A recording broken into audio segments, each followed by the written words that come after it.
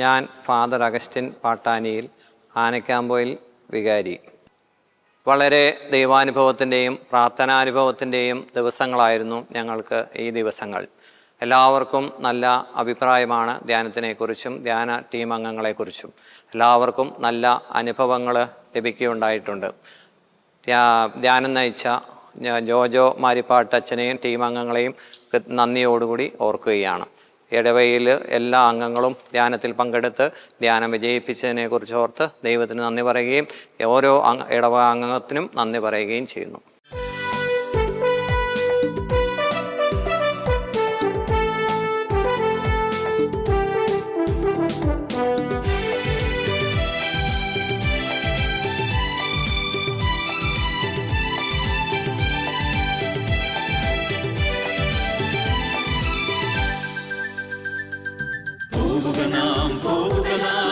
യേശുവിന്റെ പിന്നാലെ അടിവച്ചണിയായി യേശുവിന്റെ പിന്നാലെ പോവുക നാം യേശുവിന്റെ പിന്നാലെ സ്നേഹത്തിന്റെ പതാകയുമേന്തി യേശുവിന്റെ പിന്നാലെ പോവുക നാം യേശുവിന്റെ പിന്നാലെ വിശ്വാസത്തിൻ ദീപവുമേന്തി യേശുവിന്റെ പിന്നാലെ.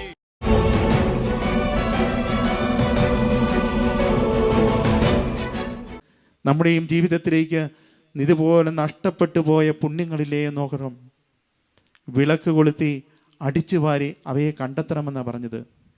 ദൈവവചനമാകുന്ന വിളക്ക് കൊളുത്തിയിട്ട് കുംഭസാരമാകുന്ന അടിച്ചു വാരൽ എൻ്റെ ജീവിതത്തിൽ നടത്തുമ്പോഴാണ് നമ്മുടെയൊക്കെ ജീവിതത്തിൽ നഷ്ടപ്പെട്ടു പോയ ചില നല്ല മൂല്യങ്ങളൊക്കെ നമുക്ക് ജീവിതത്തിലേക്ക് തിരികെ കൊണ്ടുവരാനായിട്ട് കഴിയുന്നത്. ഈ നാണയത്തിൻ്റെ ഉപമയ്ക്ക് തൊട്ടു മുമ്പായിട്ടാണ് കാണാതായ ആടിൻ്റെ ഉപമ. ഈ ആടെന്ന് പറയുന്നത് വേറെ ആരുമല്ല, നമ്മളൊക്കെ തന്നെയാണ്. കാണാതെ പോകുന്ന ആടുകളെന്ന് പറയുന്നത് നമ്മളൊക്കെ തന്നെയാണ്. 100 എണ്ണത്തിലുണ്ടായിരുന്നിട്ട് ഒന്നാണ് നഷ്ടപ്പെട്ടു പോയത്. ദൈവത്തിൻ്റെ വഴികളിൽ നിന്നും ദൈവിക വഴികളിൽ നിന്നും മാറി നടക്കുന്ന കുഞ്ഞാടുകളായിട്ട് നമ്മൾ പലപ്പോഴും ജീവിതത്തിൽ മാറിപ്പോകുന്നുണ്ട്. ചിലപ്പോൾ ചില വ്യക്തികൾക്ക് പുറകെ ആയിരിക്കാം, ചിലപ്പോൾ ചില പ്രത്യേക ശാസ്ത്രങ്ങൾക്ക് പുറകെ ആയിരിക്കാം, ചിലപ്പോൾ ചില വസ്തുക്കൾക്ക് പുറകെ ആയിരിക്കാം, ചിലപ്പോൾ ചില ചിന്താധാരകൾക്ക് എന്തിൻ്റെയും ആകട്ടെ. ചിലതിലൊക്കെ ഈ ലോകത്തിൽ ആകൃഷ്ടരായിട്ടുകൊണ്ട് ദൈവിക വഴികളിൽ നിന്നും വഴിമാറി നടക്കുന്നവർ. പക്ഷേ നമ്മൾ ഓർക്കണം, ഒരിടയ മനസ്സോടുകൂടി നമ്മെ പിന്നാലെ തേടി വരുന്നൊരു ദൈവം നമുക്കുണ്ടെന്ന്. നമ്മൾ അവിടുത്തെ വഴിമാറിപ്പോയാലും ഒരിടയ മനസ്സോടുകൂടെ നമ്മെ തേടി വരുന്നൊരു ദൈവം നമ്മുടെ പിന്നാലെയുണ്ടെന്ന് ജീവിതത്തിൽ നമ്മൾ ഒരിക്കലും മറന്നു പോകരുത്. നമ്മെ തേടി വരുന്നൊരു ദൈവം. പ്രിയപ്പെട്ടവരെ, ഈ ദൈവത്തിൻ്റെ തേടി വരുന്ന ദൈവത്തിന് കാണാൻ ഭാഗത്തു നിന്നും ഈ ഇരുളടഞ്ഞ ജീവിതത്തിൽ നിന്നും അല്പമൊന്ന് പ്രകാശത്തിൻ്റെ പാതയിലേക്ക് മാറി നടക്കാനായിട്ട് നല്ലൊരു തീരുമാനം ഈ ധ്യാനാവസരത്തിൽ നമ്മൾ എടുക്കണം. തേടി വരുന്ന ദൈവത്തിന് ഒന്ന് കാണാനായിട്ട് അല്പമൊന്ന് മാറി നടന്നാൽ മതി. പള്ളിപ്പോക്ക് നിർത്തി നമ്മൾ പതുക്കെ പള്ളി പോയി തുടങ്ങിയാൽ മതി, അത്രയും മതി. ദൈവം നമ്മളെ തരും. വർഷങ്ങളോളം നീണ്ടുപോകുന്ന നമ്മുടെ കുംഭസാരങ്ങൾ ഒന്നതിൻ്റെ ഇടവേള കുറച്ചാൽ മതി. ഇത്രയൊന്ന് മാറി നടന്നാൽ മതി. ദൈവം നമ്മുടെ ജീവിതത്തിലേക്ക് ഇറങ്ങി വന്ന് നമ്മളെ കൈപിടിച്ച് ദൈവിക വഴികളിലൂടെ നടന്നു നീങ്ങും. അതുകൊണ്ട് പ്രിയപ്പെട്ടവരെ, വലിയ കാര്യമൊന്നും ചെയ്യാം. അതാ ഞാൻ ആദ്യം ആ കാർബണിൻ്റെ കാര്യം പറഞ്ഞത്. ഒരേ സാഹചര്യം, ഒരേ തന്മാത്രകളാണ്. അതിനെ ഒന്ന് അല്പം ഒന്ന് ക്രമപ്പെടുത്തി മതി. കരിക്കട്ടയാകുന്നത് കത്തി വെന്നിത്തിളങ്ങുന്ന വജ്രമായിട്ട് മാറി. ഈ ധൂർത്തപുത്രൻ്റെ ഉപമയിലേക്ക് നോക്കിയാലും നമ്മളൊക്കെ വിചാരിച്ചിരിക്കുന്നത് ആ കഥയിൽ നമുക്കൊരു 2 പുത്രന്മാരുണ്ട് അല്ലേ, മൂത്തപുത്രനും ധൂർത്തപുത്രനും. നമ്മൾ വിചാരിച്ചിരുന്നത് വീട്ടിൽ നിന്നും അകന്നു പോയ ഇളയവൻ മാത്രമേ ആ കുടുംബത്തിൽ നഷ്ടപ്പെട്ടു എന്നാണ്. പക്ഷെ ആ ഉപമ നമ്മൾ വായിച്ചു നോക്കിയാൽ ഈ 2 പുത്രന്മാരും ആ കുടുംബത്തിൽ നഷ്ടപ്പെട്ടിട്ടുണ്ടായിരുന്നു. 2 പുത്രന്മാരും, ഒരുവൻ വീട്ടിൽ നിന്നും നഷ്ടപ്പെട്ടു, ഒരുവൻ വീട്ടിനുള്ളിൽ തന്നെ നഷ്ടപ്പെട്ടു. പലപ്പോഴും നമ്മുടെ കൺമുമ്പിൽ നിന്നും അകന്നു പോകുന്നതിനെ നമ്മുടെ കാഴ്ചപഥത്തിൽ നിന്നും നഷ്ടപ്പെട്ടു പോയതിനെ മാത്രമേ നമ്മൾ നഷ്ടപ്പെട്ടതായിട്ട് കാണുന്നുള്ളൂ. കൂടെയുള്ളവരും പലപ്പോഴും നമുക്ക് നഷ്ടപ്പെട്ടു പോകുന്നുണ്ട്. നമ്മളൊന്ന് ചേർത്ത് നിർത്താത്തത് കൊണ്ട് നഷ്ടപ്പെട്ടു പോകുന്ന ഒത്തിരി പേര് നമ്മുടെ കൂടെ തന്നെയുണ്ട്. ആ ഭൂമിയിലേക്ക് നോക്കുകയാണെങ്കിൽ ഇളയ പുത്രൻ തിരിച്ചു വന്നപ്പോൾ, അവൻ മാനസാന്തരപ്പെട്ട് തിരിച്ചു വന്നപ്പോൾ മൂത്തവൻ വീട്ടിലുണ്ടായിരുന്നില്ല, അവൻ പുറത്തായിരുന്നു, അവൻ പാടത്തായിരുന്നു എന്ന് തോന്നാൻ. വീട്ടിലെ ആഘോഷങ്ങൾ കേട്ടപ്പോൾ, കാര്യം അന്വേഷിച്ചപ്പോൾ അവൻ വീട്ടിൽ കയറാനായിട്ട് മടി കാണിക്കുകയാണ്. അവൻ അപ്പനോട് കണക്ക് പറയുന്നുണ്ട്. നീ എനിക്ക് വേണ്ടി ഒരു ആട്ടിൻ കുഞ്ഞിനെ പോലും കൊന്ന് സദ്യ ഒരുക്കിയില്ലല്ലോ എന്ന്. എല്ലാം മുടിച്ചു തേച്ച് തിരികെ വന്ന മകനെ, അമേരിക്കയിലെ ജോലി കഴിഞ്ഞ് വന്ന സോഫ്റ്റ്വെയർ എഞ്ചിനീയറായ മകനെ സ്വീകരിക്കുന്ന അപ്പൻ്റെ ലാഘവത്തോടു കൂടി അപ്പൻ സ്വീകരിക്കുന്നത്. അവൻ പറയുന്നുണ്ട്, നിനക്ക് വേണ്ടി ദാസ്യവേല ചെയ്ത് എനിക്ക് വേണ്ടി നീ ഒരു ആട്ടിൻ കുഞ്ഞിനെ പോലും കൊന്നില്ലല്ലോ എന്ന്. പിന്നെ ആ അപ്പൻ ചെന്ന് ഏതാണ്ടൊക്കെ ഒന്ന് സമാധാനം, ഒരു സൗഹൃദ സംഭാഷണമൊക്കെ നടത്തിയിട്ടാണ് ഈ മകൻ അല്പം ഒന്ന് അടങ്ങുന്നത്. അങ്ങനെ ഒരു സംഭാഷണം ഈ പിതാവ് നടത്തിയില്ലായിരുന്നെങ്കിലോ? ഈ മകനിങ്ങനെ കുറേ കാലം കഴിയുന്നു. ഈ അപ്പന് പ്രായമായി കഴിയുമ്പോൾ മകൻ പറയും, ഇളയ മകന് വേണ്ടിയല്ലേ നീ കാളക്കുട്ടിയെ കൊന്നത്, നീ അവൻ്റെ കൂടെ പോയി താമസിച്ചോ, എനിക്ക് എൻ്റെ വഴി, നിനക്ക് നിൻ്റെ വഴി. ആ പിതാവിൻ്റെ സ്നേഹം അറിയാതെ വളർന്നൊരു മകനായിരുന്നു മൂത്തവനും. അവൻ കൂടെയുണ്ടായിരുന്നു, പക്ഷേ അവൻ നഷ്ടപ്പെട്ടവൻ. ആ പിതാവിൻ്റെ സ്നേഹത്തിൽ നിന്നും അവൻ അകലെയാ. ഇതുപോലെയൊക്കെ നമ്മുടെ കൂടെയും നമ്മുടെയൊക്കെ കുടുംബജീവിതത്തിലുണ്ട്. നമ്മൾ അറിയുന്നില്ല, അവർ നമ്മുടെ വീട്ടിൽ കാണും, പക്ഷെ അവരുടെ മനസ്സ് വേറെ എവിടെയോ. നമ്മുടെ മക്കള്, അവർ നമ്മുടെ വീട്ടിൽ നമ്മുടെ കൂടെയുണ്ട്, പക്ഷേ സ്നേഹം കൊണ്ട് പലപ്പോഴും മറ്റാരുടെയോ കൂടി അവരായിപ്പോകുന്നുണ്ട്. ജീവിത പങ്കാളി വീട്ടിൽ കൂടെയുണ്ട്, പക്ഷേ ഹൃദയം കൊണ്ട് ചിലപ്പോഴും അവർ മറ്റെവിടെയോ ആയി പോകുന്നുണ്ട്. ഒരുപക്ഷെ എൻ്റെ സ്നേഹക്കുറവ് കൊണ്ടായിരിക്കാം, എൻ്റെ ശ്രദ്ധക്കുറവ് കൊണ്ടായിരിക്കാം, ഒരുപക്ഷെ ഞാൻ ചേർത്ത് നിർത്തേണ്ട അവസരത്തിൽ ചേർത്ത് നിർത്താത്തത് കൊണ്ടായിരിക്കാം. ആരെയും എവിടെയും കുറ്റം പറയാനല്ല. നമ്മളൊന്ന് ഓർത്ത് നോക്കുക, കൊടുക്കേണ്ട സ്നേഹം കൊടുക്കേണ്ടതുപോലെ കൊടുക്കേണ്ട ഇടങ്ങളിൽ ഞാനും കൊടുത്തിട്ടുണ്ടോ എന്ന്. ചേർത്ത് നിർത്തേണ്ടവരെ ചേർത്ത് നിർത്തിയിട്ടുണ്ടോ എന്ന്. ഞാനൊന്ന് ചേർത്ത് നിർത്താത്തത് കൊണ്ട് പലപ്പോഴും എൻ്റെ ജീവിതത്തിൽ നിന്നും എൻ്റെ കൂടെയുണ്ടായിട്ടും നഷ്ടപ്പെട്ടു പോയ ചില ബന്ധങ്ങൾ നമ്മുടെയൊക്കെ ജീവിതത്തിലില്ലേ എന്ന്. അതുകൊണ്ട് പ്രിയപ്പെട്ടവരെ, ഈ ധ്യാനാവസരം കരിപുരണ്ട ജീവിതങ്ങളെ വെട്ടിത്തിളങ്ങുന്ന ജീവിതങ്ങളാക്കുവാനുള്ള അവസരമാണെന്ന് മറന്നു പോകാതിരിക്കുക. അല്പമൊന്ന് മാറി നടന്നാൽ, അല്പമൊന്ന് അടിച്ചു വാരി നോക്കിയാൽ, അല്പമൊന്ന് ചേർത്ത് നിർത്തിയാൽ നമുക്കും ഈ കരിപുരണ്ട ജീവിതങ്ങളെ മിന്നിത്തിളങ്ങുന്ന ഡയമണ്ടുകളാക്കി മാറ്റാം. ദൈവം ഇടയ മനസ്സോടുകൂടി നമ്മുടെ പിന്നാലെയുണ്ട്. എത്രയോ അവസരങ്ങളിൽ നമ്മളെ സ്പർശിച്ചിട്ടുണ്ട്. പക്ഷെ പലപ്പോഴും നമ്മളൊക്കെ മറന്ന്, ദൈവത്തെ മറന്ന് ജീവിതങ്ങളായിട്ട് നമ്മുടെയൊക്കെ ജീവിതങ്ങൾ പലപ്പോഴും മാറിപ്പോകുന്നില്ലേ എന്ന്. ഈ സക്കേബൂസിൻ്റെ കഥയ്ക്കൊരു രണ്ടാം ഭാഗമുണ്ട്. ബൈബിളിലുള്ള ഭാഗമൊന്നുമില്ല കേട്ടോ. നമുക്കറിയാമല്ലേ സക്കേബൂസ് എങ്ങനെ ജീവിച്ച മനുഷ്യനാണെന്ന്. അദ്ദേഹം ഒരു ചുങ്കക്കാരനായിരുന്നു. ജനങ്ങളെ മുഴുവൻ വെറുത്തൊരു മനുഷ്യനാണ്. കാരണം ചുങ്കക്കാരെ ആർക്കും സാധാരണ ഇഷ്ടമില്ലാത്തവരാണ്. ചുങ്കപ്പിരിവിൻ്റെ പേരിൽ അവർ സമ്പാദിച്ചു കൂട്ടുന്നതും ജനങ്ങളെ പീഡിപ്പിക്കുന്നതും പിഴിഞ്ഞെടുക്കുന്നതുമൊക്കെ. അങ്ങനെ ഒരു ദിവസം സക്കേബൂസിന് ഈശോയെ കാണണമെന്ന് തോന്നുക.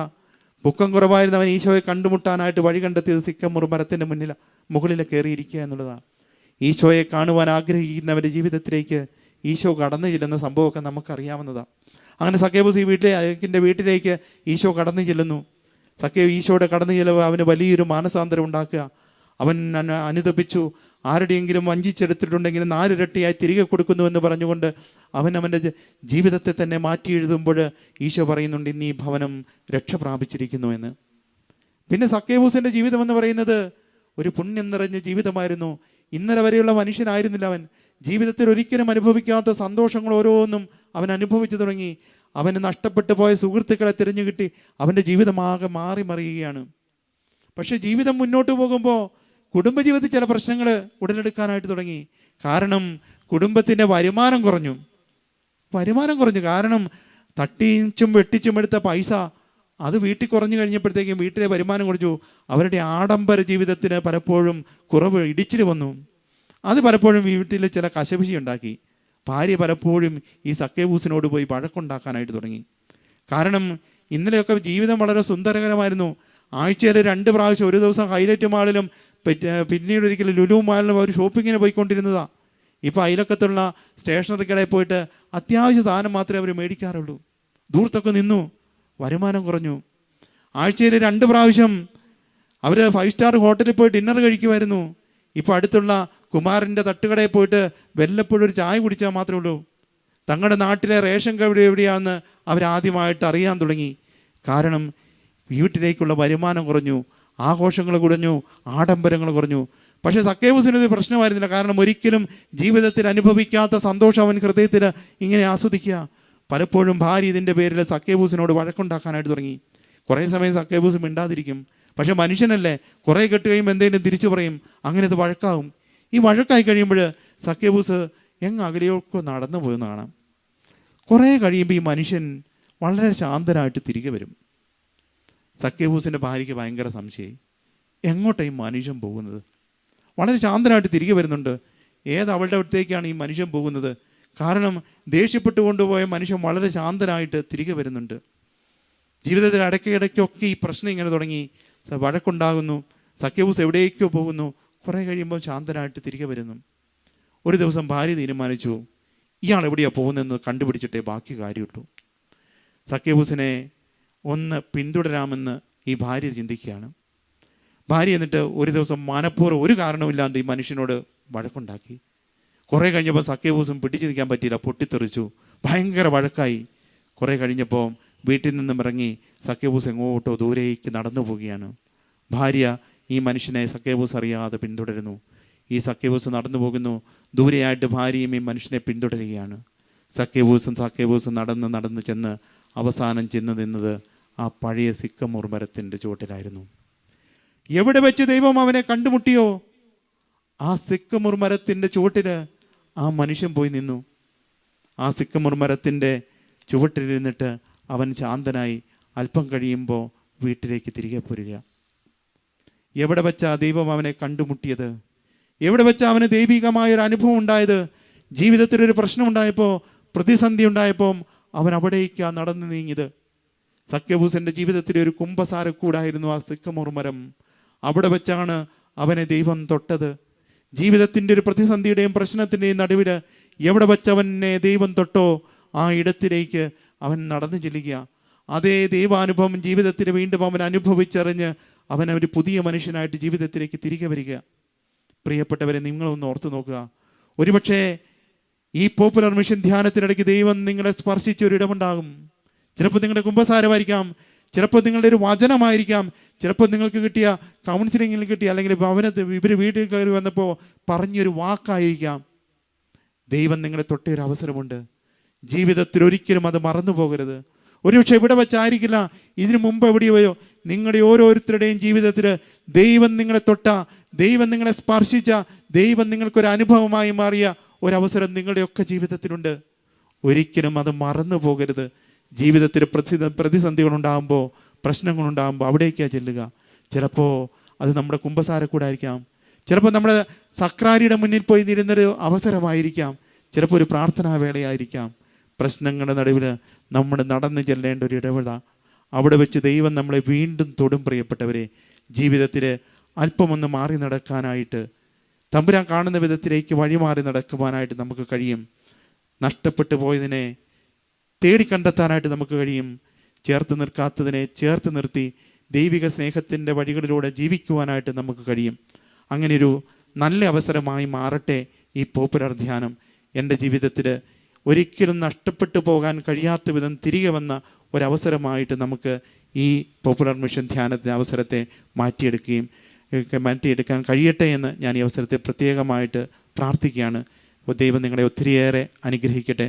ഒരിക്കൽ കൂടെ ഈ അച്ഛന്മാർക്ക് എല്ലാവർക്കും രൂപതയുടെ പേരിലും ഈ ഇടവകയുടെ പേരിലുമുള്ള നന്ദിയും കടപ്പാടും അറിയിച്ചുകൊണ്ട് ഞാൻ നിർത്തുന്നു.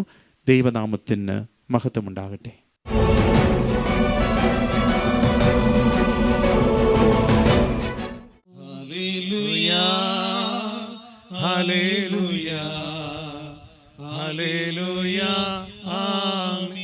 ശിരസ് നമിച്ചുകൊണ്ട്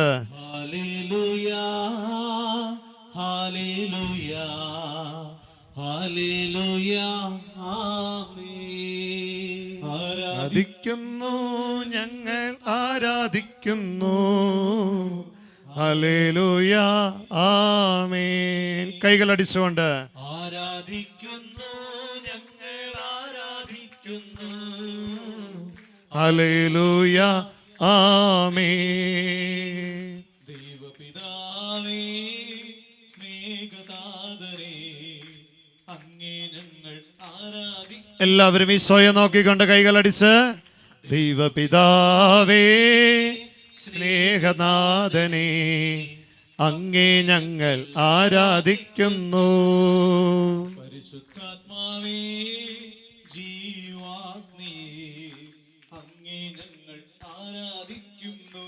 പഠിക്കേ. പരിശുദ്ധാത്മാവേ, പരിശുദ്ധാത്മാവേ, ജീവാഗ്നിയേ, അങ്ങേ ഞങ്ങൾ ആരാധിക്കുന്നു. കൈകൾ ഉയർത്തി കൈയിടിച്ചേ. ഹല്ലേലൂയ ഹല്ലേലൂയ കൈകൾ വീശിക്കൊണ്ട് ഹല്ലേലൂയ ആമേൻ. എല്ലാവരും ഹല്ലേലൂയ ഹല്ലേലൂയ ഹല്ലേലൂയ ആമേൻ. ഒരിക്കൽ കൂടി ചേർന്ന് ഹല്ലേലൂയ ഹല്ലേലൂയ ഹല്ലേലൂയ ആമേൻ. ഹല്ലേലൂയ.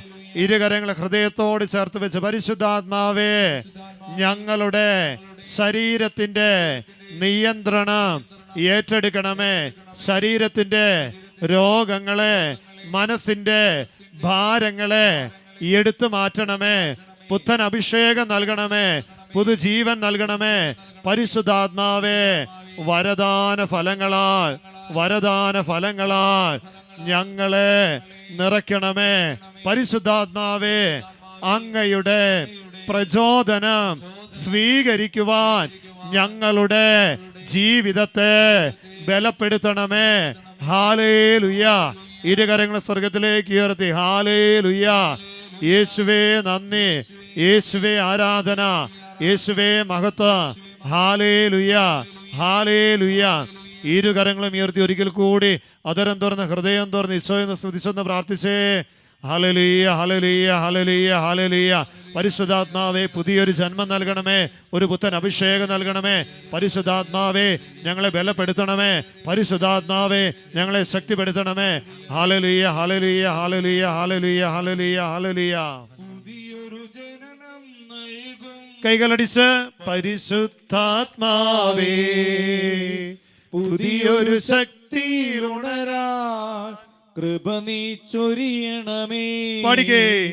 പുതിയൊരു ജനനം നൽകും പരിശുദ്ധാത്മാവേ, പുതിയൊരു ശക്തിയിലുണരാൻ കൃപ നീ ഒരിക്കൽ കൂടി പുതിയൊരു ജനനം, പുതിയൊരു ജനനം നൽകും എല്ലാവരും പരിശുദ്ധാത്മാവേ.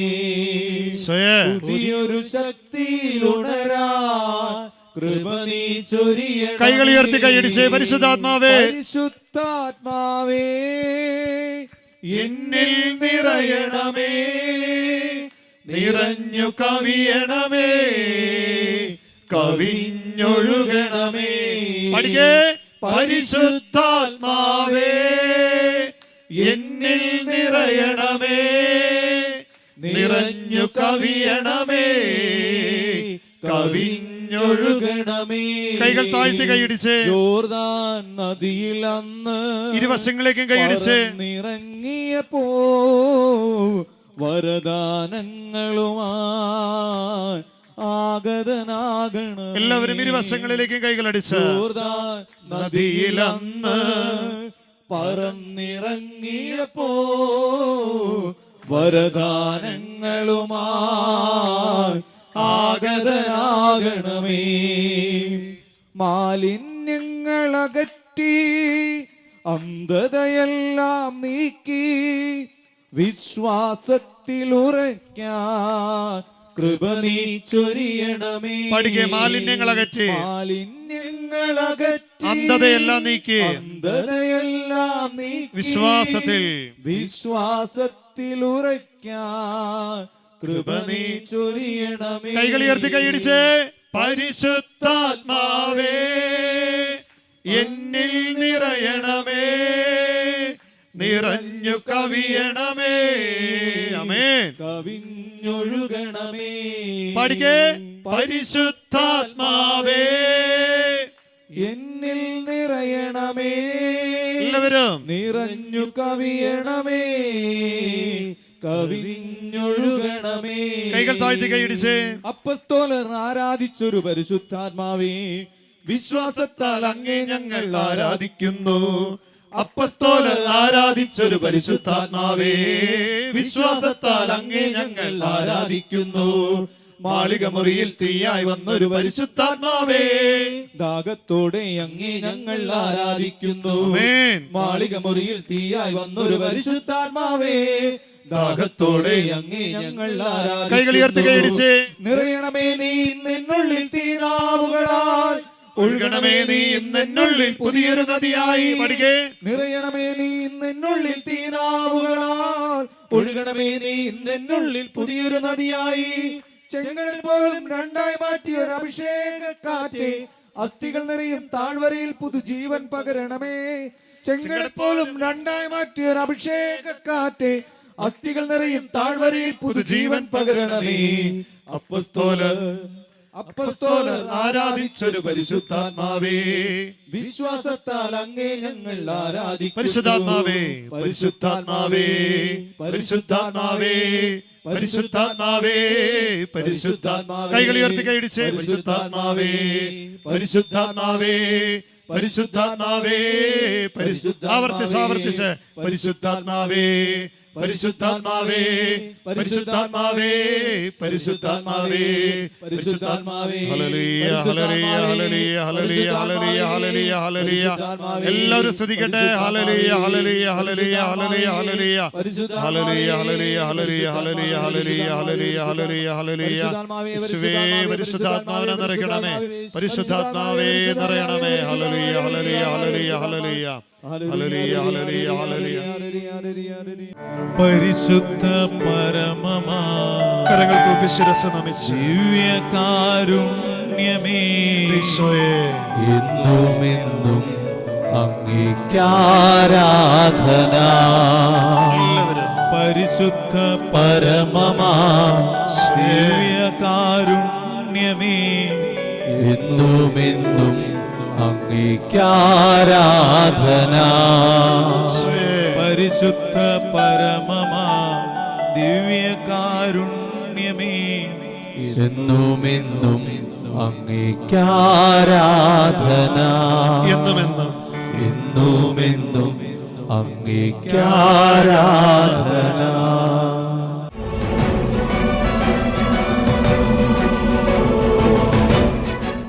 സിസ്റ്റർ ലൂസി SABS ഇവിടെ ആരാധന മഠത്തിലെ സുപ്പീരിയറായിട്ട് സേവനം ചെയ്യുന്ന സിസ്റ്ററാണ്. ഈ ധ്യാന ദിവസങ്ങളിൽ ഈ ഇടവക ജനത്തിൻ്റെ സമൂഹത്തിൻ്റെ ആധ്യാത്മികമായ ഉയർച്ചയ്ക്കും ഉന്നതിക്കും വളരെ പ്രയോജനകരമായിരുന്നു ഈ പോപ്പുലർ മിഷൻ ധ്യാനം. തങ്ങളുടെ വിശ്വാസം ഏറ്റുപറയുവാനും വിശുദ്ധ കുർബാനയിലുള്ള ആ വിശ്വാസത്തിൽ ആഴപ്പെടുവാനും ഈ ഇടവകയിലെ ജനങ്ങൾക്ക് സാധിച്ചു എന്ന് എനിക്ക് നല്ല വിശ്വാസവും ഉറപ്പുമുണ്ട്. കാരണം ഈ ദിവസങ്ങളിൽ ധ്യാനത്തിന് ഒരാഴ്ച മുൻപ് ഇവിടെ കാട്ടുമൃഗങ്ങൾ ഇങ്ങോട്ട് ഈ നാട്ടിലേക്ക് ഇറങ്ങി വരികയും പുലിയുടെയും ആനയുടെയൊക്കെ ശല്യം ഉണ്ടായിരുന്നിട്ടും ജനങ്ങൾക്കൊരു ഭീതി ഉണ്ടായിരുന്നു രാവിലെ എഴുന്നേറ്റ് വരുവാനായിട്ട്. എങ്കിലും ദൈവത്തിൽ വിശ്വസിച്ചുകൊണ്ട് അവരുടെ വിശ്വാസം ഏറ്റുപറയുവാൻ ധൈര്യം കാണിച്ചുകൊണ്ട് രാവിലെ 5 മണിക്ക് എഴുന്നേറ്റ് ഇടവക ദേവാലയത്തിലേക്കും മരിയൻ സെൻറ്ററിലേക്കും കടന്നു വരുവാൻ ഇടവക സമൂഹം വളരെയധികം ശ്രദ്ധ കാണിച്ചു, താല്പര്യം കാണിച്ചു. അത് അവരുടെ വിശ്വാസം ഏറ്റുപറയുവാൻ പ്രയോജനപ്പെട്ടു എന്ന് ഞങ്ങൾ വിശ്വസിക്കുകയാണ്. ഈ ധ്യാന ദിവസങ്ങൾ എല്ലാ കുടുംബങ്ങളും വളരെ ആത്മാർത്ഥതയോടും തീഷ്ണതയോടും ഉത്സാഹത്തോടും കൂടി ദൈവസന്നിധിയിലേക്ക് കടന്നു വരികയും ഇവിടെ നടന്ന ആരാധനയിലും സുവിശേഷ പ്രഘോഷണത്തിലുമെല്ലാം ആത്മന മുഴുവനായി പങ്കുകൊണ്ടുകൊണ്ട് അതിലാഴപ്പെട്ട് തങ്ങളുടെ കുടുംബത്തിന് വേണ്ടി ദൈവതിരുസന്നിധിയിൽ പ്രാർത്ഥിക്കുവാനായിട്ട് ഈ ദിവസങ്ങൾ ചെലവഴിച്ചു. അതുപോലെ ബഹുമാനപ്പെട്ട ജോജോ അച്ഛൻ്റെ മറ്റച്ഛന്മാരുടെയും ധ്യാനപ്രസംഗങ്ങളും അവരുടെ ഉപദേശങ്ങളും നിർദ്ദേശങ്ങളുമൊക്കെ നല്ലതുപോലെ ഉൾക്കൊള്ളുവാൻ ജനത്തിന് കഴിഞ്ഞു. തങ്ങളുടെ വിശ്വാസം ജാഥയായി വരുന്ന സമയങ്ങളിൽ വിശ്വാസം ഏറ്റുപറഞ്ഞുകൊണ്ട് ഉദ്ഘോഷിച്ചുകൊണ്ട് കടന്നു വരുന്ന ആ കാഴ്ച വളരെ മനോഹരമായിരുന്നു.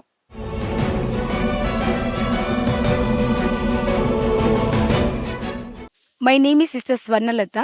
I am the principal of Marine English Medium School run by the Sisters of Charity of Nazareth, Bangalore Province. It is established in 2004, catering to the students of rural area of Anakampoil in Kozhikode district. We have classes running up to from play school to +2. We are privileged and happy that Popular Mission was prayer meet was held in our Marine School campus from Monday till Friday. It's a good experience. Actually, we really feel that the school is blessed because the presence of God is felt within our campus. The staff, the teachers, the students, the entire people who came to our campus are blessed because of Popular Mission. The everyday's experience that people shared, the preaching, the word of God that fathers shared with the people, the lived experiences and transformative stories inspired people to change their lives. We are really happy that it took place in Marine School campus.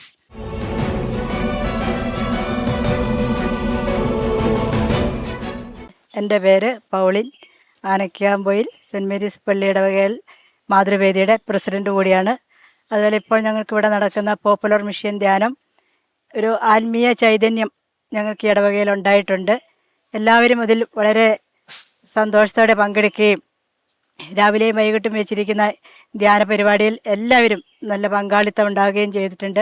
ഞങ്ങളെ സംബന്ധിച്ചിടത്തോളം ഞങ്ങൾക്ക് ഒരുപാട് അനുഭവങ്ങൾ ഇപ്പോൾ ഈ പള്ളിയിൽ വന്നിട്ടുണ്ട്.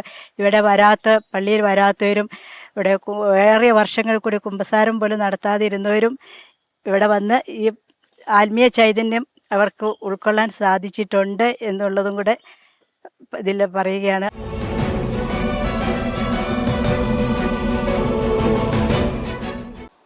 എൻ്റെ പേര് അനുഗ്രഹ. ഞാൻ കോഴിക്കോട് ജില്ലയിലെ ആനക്കാമ്പൽ ഇടവകയിൽ നിന്ന് വരുന്നു. ഞങ്ങളുടെ ഇവിടെ 6 ദിവസമായിട്ട് പോപ്പുലർ മിഷൻ ധ്യാനം നടന്നുകൊണ്ടിരിക്കുകയായിരുന്നു. ഇത് എൻ്റെ ഫസ്റ്റ് എക്സ്പീരിയൻസ് ആണ്. എൻ്റെ അല്ല, ഞങ്ങളുടെ യുവജനങ്ങളുടെ ഫസ്റ്റ് എക്സ്പീരിയൻസ് ആണ്. ദൈവത്തോട് കൂടുതൽ അടുക്കാനും ദൈവത്തെക്കുറിച്ച് കൂടുതൽ അറിയാനും ഞങ്ങൾക്ക് ഒരുപാട് സാധിച്ചു. ഫസ്റ്റൊന്നും വലിയ എന്താണ് സംഭവം എന്നറിയാതെ സാധാ ഒരു ധ്യാനം പോലെയായിരുന്നു ഞങ്ങൾ ഇവിടെ വന്നത്. പക്ഷെ ഇവിടെ വന്നു കഴിഞ്ഞപ്പോഴാണ് ഞങ്ങൾക്ക് ഒരുപാട് നല്ല അനുഭവങ്ങൾ ഇവിടെ ഉണ്ടായി. എൻ്റെ പേര് സാനിയ എന്നാണ്. ഞാൻ ആനക്കാമ്പയിലെ ഇടവകയിലാണ്. എൻ്റെ ഈ ജീവിതത്തിൽ ആദ്യമായിട്ടാണ് ഞാൻ പോപ്പുലർ മിഷൻ ധ്യാനം കൂടുന്നത്. ഇതൊരു ദൈവികപ്രദമായൊരു കാര്യമായിട്ടാണ് എനിക്ക് തോന്നുന്നത്. ആദ്യം വലിയ ഇൻട്രസ്റ്റ് ഒന്നും ഇല്ലാണ്ടാണ് ഈ ധ്യാനം കൂടാൻ വേണ്ടി വന്നത്. പക്ഷേ വന്നു കഴിഞ്ഞപ്പം, ധ്യാനം കൂടി കഴിഞ്ഞപ്പം ജീവിതത്തിൽ എന്തൊക്കെയോ നേടാനുണ്ട്, ദൈവം നമ്മോട് കൂടി ഉണ്ടെങ്കിൽ നമുക്ക് എന്തും സാധിക്കും എന്നുള്ളൊരു ബോധ്യം ഉണ്ടാക്കാൻ വേണ്ടി ഈ ധ്യാനം കൊണ്ട് സാധിച്ചു.